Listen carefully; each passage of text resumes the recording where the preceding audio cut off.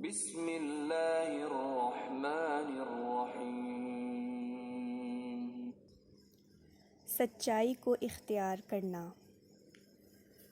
سچائی کے بے شمار فوائد میں سے ایک فائدہ یہ بھی ہے کہ بندہ اللہ کے ہاں سچا لکھا جاتا ہے، اور اللہ تعالیٰ ایسے سچے آدمی کے گناہ بھی معاف فرما دیتے ہیں۔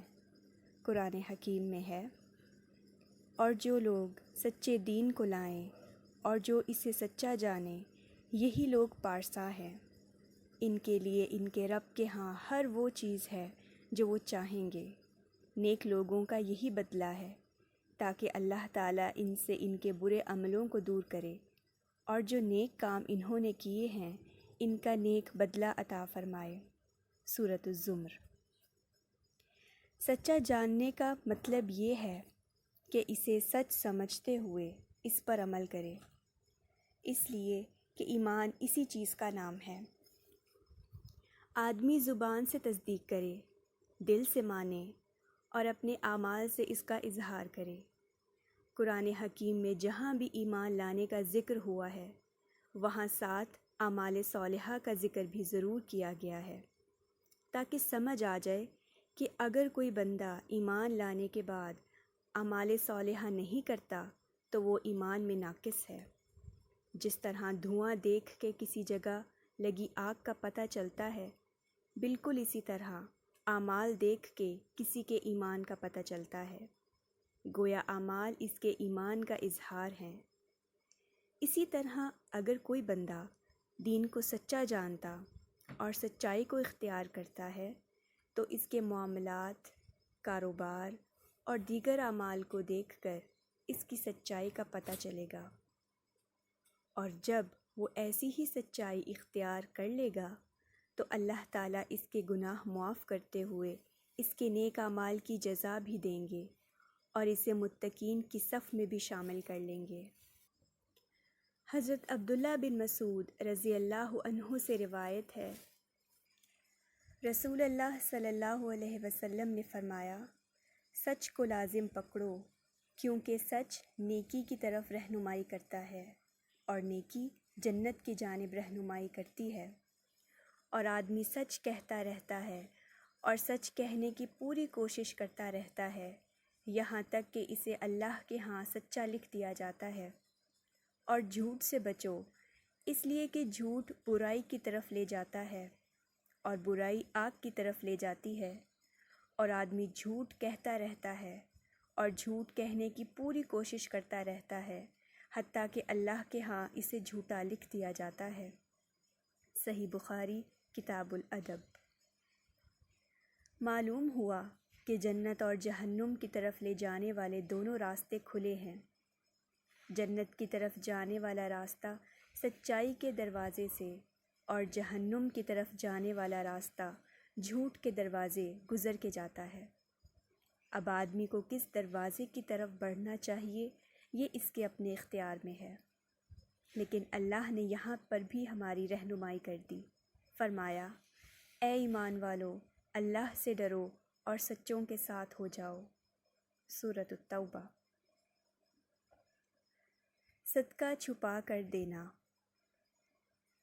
جو بندہ صرف اللہ کو راضی کرنے کے لیے چوری چھپے کسی محتاج کی مدد کرتا ہے، اس کے دل میں خیال ہے کہ کہیں لوگوں کو پتہ نہ چل جائے، یعنی خود ریاکاری سے بچتا ہے، اور جس کی مدد کرنی ہے اس کو شرمندگی سے بچاتا ہے، اللہ تعالیٰ اس گمنام سخی پر اتنے خوش ہوتے ہیں کہ اس کے مال کو بھی بڑھاتے ہیں اور اس کے گناہ بھی ختم کر دیتے ہیں۔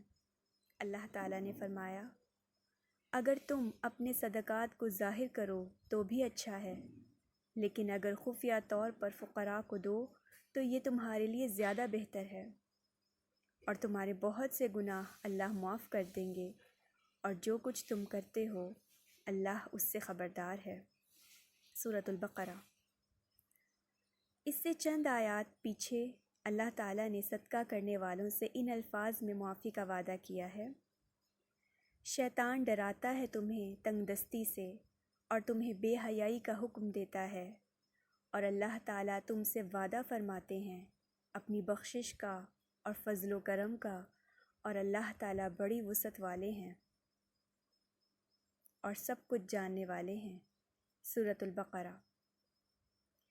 اس آیت میں بخشش کے وعدے کے ساتھ مزید نوازے جانے کا ذکر بھی ہے کہ گناہ تو معاف ہوں گے، مال میں بھی ترقی ہوگی۔ اس کی وضاحت ایک اور حدیث میں، ایک اور آیت میں ان الفاظ میں ہے، اور جو کچھ خرچ کرو گے اللہ تعالیٰ تمہیں اس کا نعم البدل عطا فرمائیں گے، کیونکہ اللہ تعالیٰ سب سے بہتر رزق دینے والے ہیں۔ سورۃ السبا۔ اور اللہ رب العزت اس سے بہتر رزق سے کیوں نہ نوازیں؟ فرشتے بھی تو صدقہ و خیرات کرنے والے کے حق میں دعا کرتے ہیں کہ اے اللہ اسے اس سے بہتر عطا کر جو اس نے خرچ کیا ہے۔ حضرت ابو ہریرہ رضی اللہ عنہ بیان کرتے ہیں کہ نبی صلی اللہ علیہ وسلم نے فرمایا، کوئی دن ایسا نہیں جس میں بندے صبح کرتے ہیں مگر 2 فرشتے نازل ہوتے ہیں، ان میں سے ایک دعا کرتے ہوئے کہتا ہے، اے اللہ خرچ کرنے والے کو بدل عطا فرما، اور دوسرا کہتا ہے، اے اللہ روکنے والے کو تباہی دے۔ صحیح بخاری کتاب الزکوٰۃ۔ حافظ ابن حجر رحمہ اللہ فرماتے ہیں، فرشتے کی دعا میں خرچ کیے ہوئے مال کے بدل کا تعین نہیں، اور اس کی حکمت یہ ہے کہ بدل میں مال کے ساتھ ثواب اور دوسری چیزیں بھی شامل ہو جاتی ہیں۔ راہ خیر میں خرچ کرنے والے کتنے لوگ مالی بدلہ پانے سے پہلے ہی فوت ہو جاتے ہیں، ان کا صلہ آخرت میں ثواب کی صورت میں ہوگا، یا اس کے عوض آنے والی کسی مصیبت سے بچا دیا جائے گا۔ آیات و احادیث سے پتہ چلا کہ صدقہ کی وجہ سے اللہ تعالیٰ نہ صرف گناہوں کو دھو دیتے ہیں بلکہ خرچ کیے مال کا بہتر بدل بھی عطا فرماتے ہیں، اور جو خرچ نہیں کرتا فرشتے اس کے مال کی تباہی کے لیے بد دعا کرتے ہیں، نتیجتاً اس کا مال بیماریوں اور آفات کی صورت میں تباہ ہونے لگتا ہے۔ غور کریں سابقہ آیت میں اللہ کے فرمان کے بارے میں، شیطان تمہیں محتاجی سے ڈراتا اور بے حیائی کا حکم دیتا ہے۔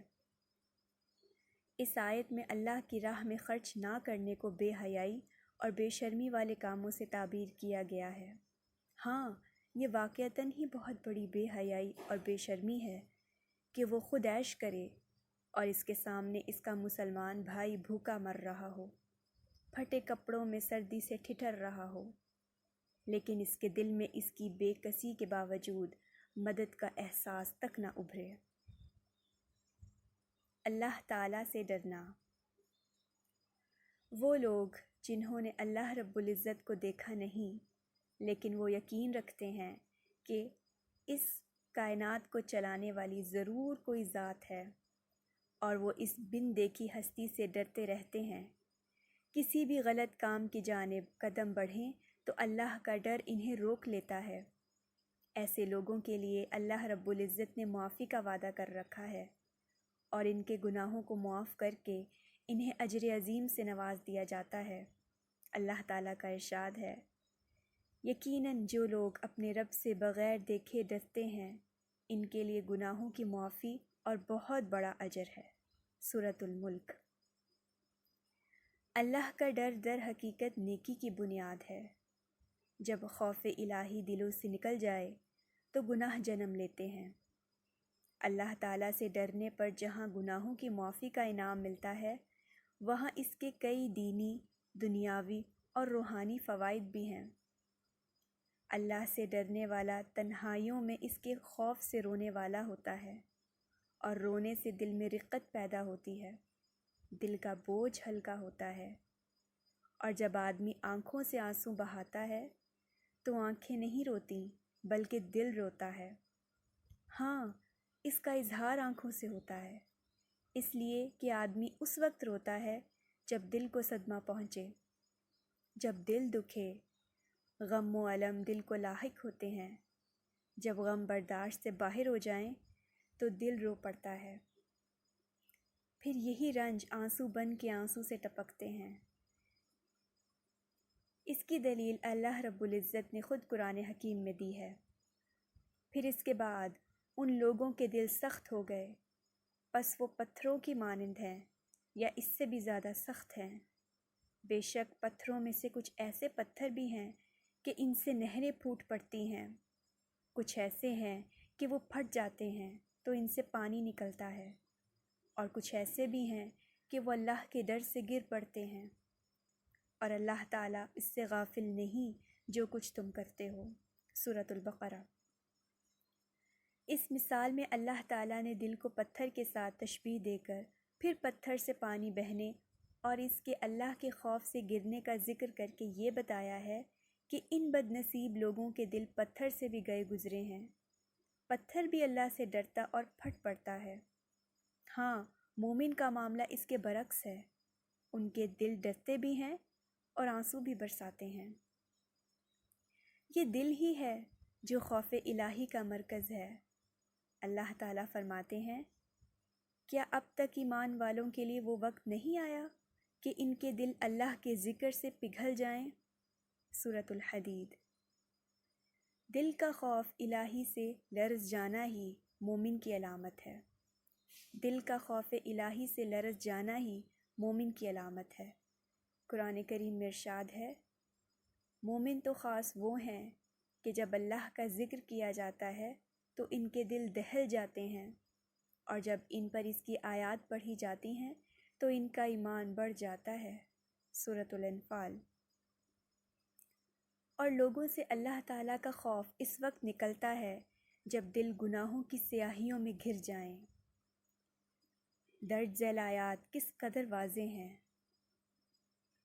سورۃ مطففین میں اللہ کا ارشاد ہے، ہرگز نہیں بلکہ زنگ چھا گیا ہے ان کے دلوں پر ان کے اعمال کی وجہ سے جو کچھ وہ کماتے تھے۔ سورۃ منافقون میں ارشاد ہے، پس ان کے دلوں پر مہر لگا دی گئی، اب وہ نہیں سمجھتے۔ آنکھوں سے آنسو بھی اس وقت ٹپکتے ہیں جب آدمی کے دل میں اللہ کا ڈر پیدا ہو، پھر وہ لوگوں سے چھپ چھپ کر اپنے رب کو راضی کرنے کے لیے تنہائیوں میں آنسوؤں کی مالا پر روتا ہے۔ صحابہ کرام رضی اللہ عنہم کو اللہ کے ڈر سے رونا بڑا مرغوب تھا۔ حضرت انس بن مالک رضی اللہ عنہ بیان کرتے ہیں، رسول اللہ صلی اللہ علیہ وسلم نے ہمیں ایک مرتبہ ایسا خطبہ ارشاد فرمایا کہ جیسا خطبہ میں نے کبھی نہیں سنا۔ آپ نے فرمایا، اگر تم وہ باتیں جان لو جن کا مجھے علم ہے تو تم ہنسو کم اور رو زیادہ۔ بس رسول اللہ صلی اللہ علیہ وسلم کے صحابہ نے اپنے چہرے ڈھانپ لیے اور ان کی آہوزاری کی آوازیں آنے لگیں۔ صحیح بخاری کتاب الرقاق۔ مومن کی تو ساری زندگی اللہ کی رضا کے شوق میں تڑپتے اور اس کے خوف اور پکڑ سے ڈرتے اور روتے گزرتی ہے، لیکن کتنا بد نصیب ہے وہ شخص جس کے بال سفید ہو گئے، کمر جھکنے لگی، آنکھوں کا نور مدھم پڑنے لگا، مگر وہ ابھی تک گناہوں پر ڈٹا ہوا ہے۔ اس کا دل خوف الہی سے خالی ہے اور آنکھیں نم نہیں ہوتی۔ کاش وہ اپنے سر کی سفید دھوپ کو دیکھ کر عمر کے ڈوبتے ہوئے سورج کا ادراک کر سکے۔ اتنی لمبی عمر نے اب اس کے لیے کوئی عذر نہیں چھوڑا۔ حضرت ابو ہریرہ رضی اللہ عنہ نبی صلی اللہ علیہ وسلم سے بیان کرتے ہیں، آپ صلی اللہ علیہ وسلم نے فرمایا، اللہ تعالیٰ نے اس آدمی کے لیے کوئی عذر نہیں چھوڑا جس کی موت کو اس نے اتنا مؤخر کر دیا کہ وہ 60 سال کو پہنچ گیا۔ صحیح بخاری کتاب الرقاق۔ آدمی خوف الہی سے کیوں نہیں روتا؟ کیا وجہ ہے؟ اس کے کچھ اسباب ہیں۔